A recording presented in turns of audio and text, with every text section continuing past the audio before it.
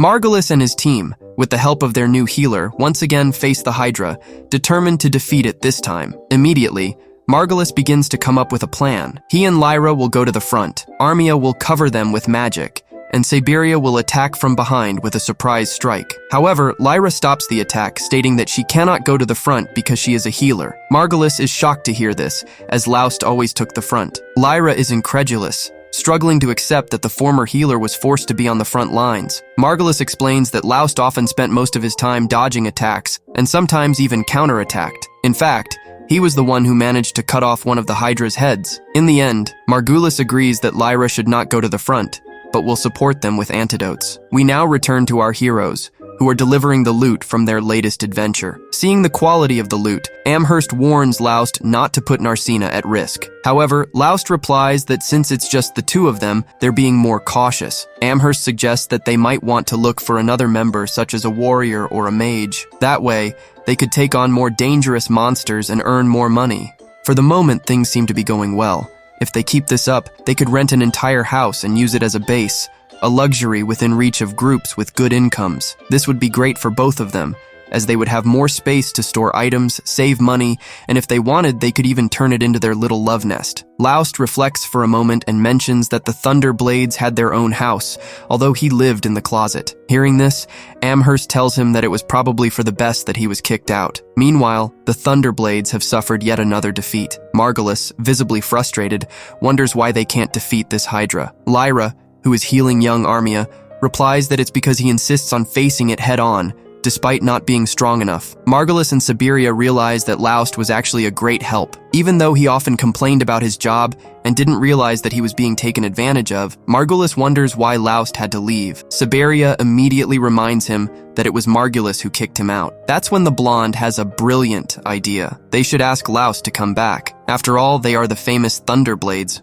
so no one would dare to refuse their invitation. The next day, Armia wakes up to find that Lyra has been watching over her all night. She asks how she is, and after hearing that she is fine, offers to bring her a small plate of food. After wandering around the house, Armia realizes that neither Siberia nor Margulis are there. Meanwhile, they come across Laust and invite him back. Margulis promises to protect him with his life and make sure that the loot is divided fairly. He even starts bad-mouthing the new healer. But just then, Narcina arrives, announcing that Laust would never return to their party because he is now her beloved companion. Laust finally speaks up. Thanking them, he mentions that he appreciates their invitation to return. However, while he understands their intentions, he now has a new companion and does not plan on rejoining the Thunderblades. They do not accept this and warn Laust that Narcina is probably taking advantage of him. They imply that Laust, who they once thought was useless, is not so useless after all, and perhaps Narcina is even tricking him to keep his share of the loot, possibly with the guild involved as well. They urge Laust to open his eyes,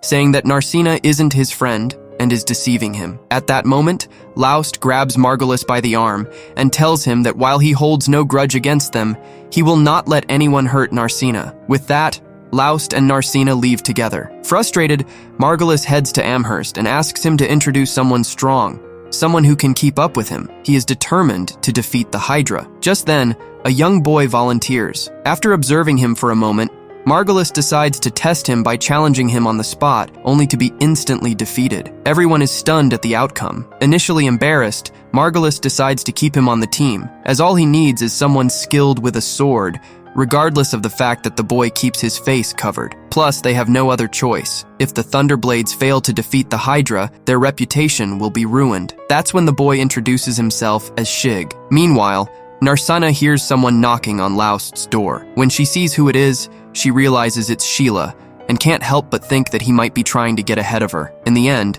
it turns out that they both have a visitor. It's none other than Armia and Lyra. Armia asks Laust for help, wanting him to accompany them as he's still obsessed with the Hydra. Furthermore, he's still insistent on not buying antidotes and might not stop until someone loses their life. Armia also mentions that it might already be too late, but she now understands how strong Laust is. If he hadn't cut off that Hydra's head, they would have all perished. She then asks him again to join them. Narcina then asks him why he insists on helping that group. Rather, why does he want to save Margulis, who seems to treat them poorly? Armia acknowledges that it is true that he has his problems. He is arrogant, reckless, cowardly, manipulative, among other things. However, he is still her teammate. Hearing this, Narcina cannot hide her anger, telling him that Laust was also her teammate, that she knew how they treated him, and now he comes talking about camaraderie. It is so much hypocrisy that it disgusts her. Armia quickly responds that she never agreed with that. She was always afraid to speak. She did not want to be kicked out of the group for saying something. Through tears, she apologizes, mentioning that she doesn't have much experience since this is her first group, so she didn't know if Laust was doing his job well or not. However, now she knows. She understands that Margulis is a bad adventurer and a bad person, but she can't turn her back on someone from her own group. Lyra mentions that Armia has been wanting to apologize for a long time. She understands how she feels, but still asks her to accept her apology. Laust stands up to tell her to stop crying. He said the same thing to Margulis yesterday. He doesn't hold a grudge against anyone, but he doesn't plan on returning to the Thunderblades. At that moment, Mari, with food in hand, says that no one leaves her restaurant with that long face, and kindly tells Armia to eat as much as she wants. Meanwhile, our protagonists talk to Lyra. They ask her if she can make Laust leave the Thunderblades. Lyra tells them that if she could do that, they wouldn't be there. It's a fact that Armia is a very kind girl. At that moment, Laust remembers how Margulis spoke badly of his new healer, so he asks Lyra if she is the new healer. After confirming that she is, Laust quickly says that she will probably have problems in that group too, and advises her to leave. However, she replies that she can't, because she can't just abandon Armia like that. Back at the Thunderblades house, Lyra recognizes Shig but mistakenly calls him Sieg. Margulis immediately corrects her, saying that he is Shig. He then orders everyone to prepare to fight the Hydra. Lyra asks Shig what he is doing there, but he pretends not to know her. It's obvious that he is lying. Upset,